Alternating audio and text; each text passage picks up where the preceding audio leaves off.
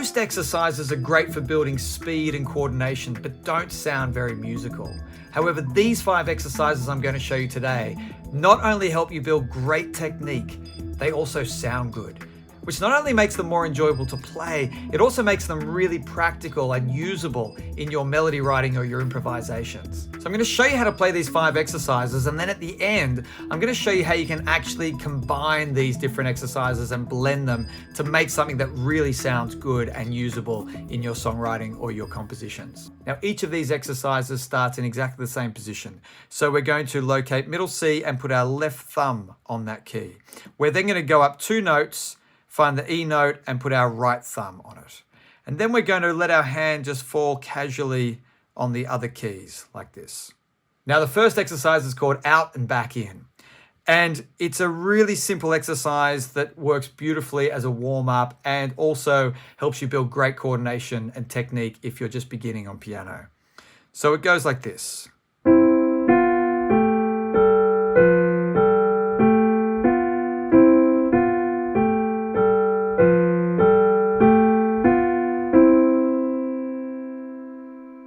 Now we're trying to play each of these notes evenly in terms of volume and the note length. We're trying to keep our wrists and our fingers nice and relaxed. Now once that feels good under the fingers, you can quickly increase the tempo, and it's easy to do with this exercise because it's a symmetrical pattern, so we can quickly work up some speed. And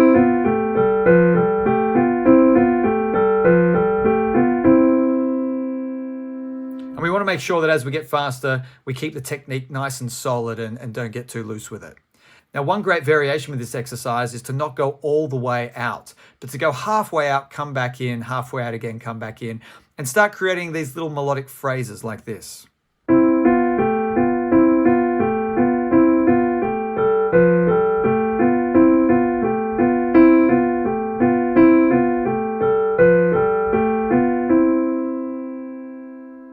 Exercise number 2 takes the same pattern, but now we're going to introduce some staccato elements. And staccato really just means shortening of the notes. So legato means long, smooth notes. Staccato is short, sharp notes. And it's really important that we get a good combination of both of these sounds.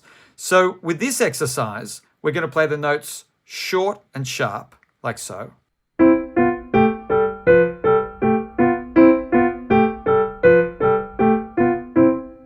But now the tricky part comes where we start to play one hand legato, one hand staccato, and then get the 2 to cross over at the midway point, like so.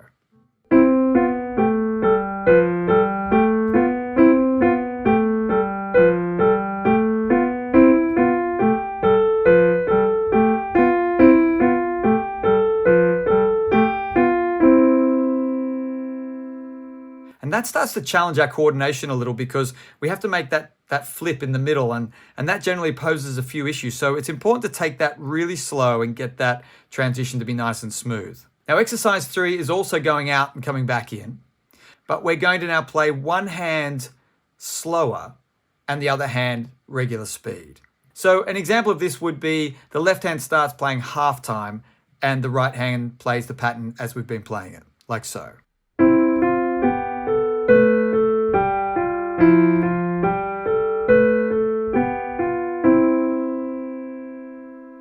We could, of course, then put the halftime pattern in the right hand and try and switch between them like we did in exercise 2.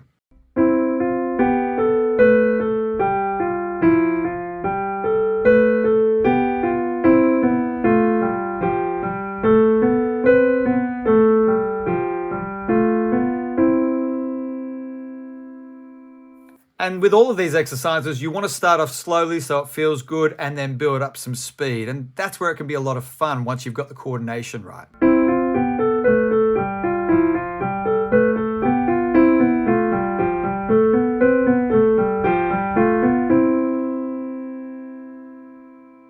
And I've created a free PDF which shows you all the fingerings required to play these exercises. So if you're interested in that, the link is below. Exercise number 4 takes the out-in pattern and now plays it in thirds. So what that means is we're going to skip a note, come back, skip a note, come back, like so.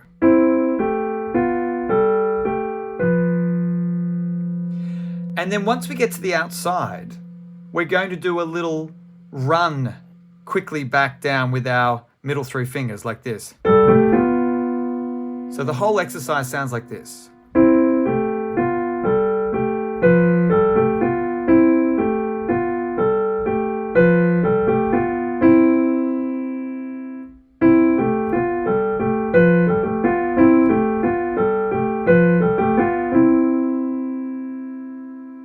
Now, exercise 5 is a little bit different to the others because it's based on a chromatic sound.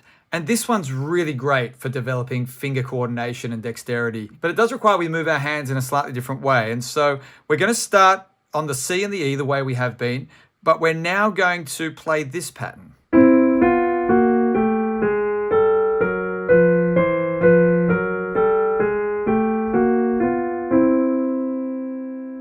Again.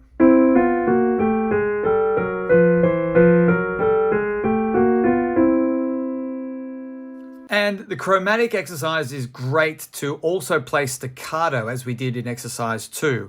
So if we go up once, come back legato, and then go up and come back staccato, switching between those two, that's really great practice.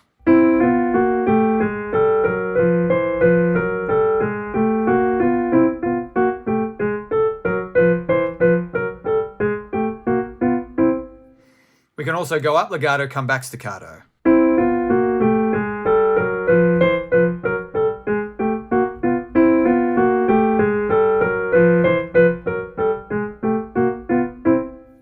So those are the 5 exercises, but here comes the really fun part. And that is when we start combining elements of these exercises together. So if you remember, exercise 4 was the third. And if we combine that with exercise 3, where we get the left hand to move half time, and we get the right hand to play that thirds pattern, we get this sort of sound.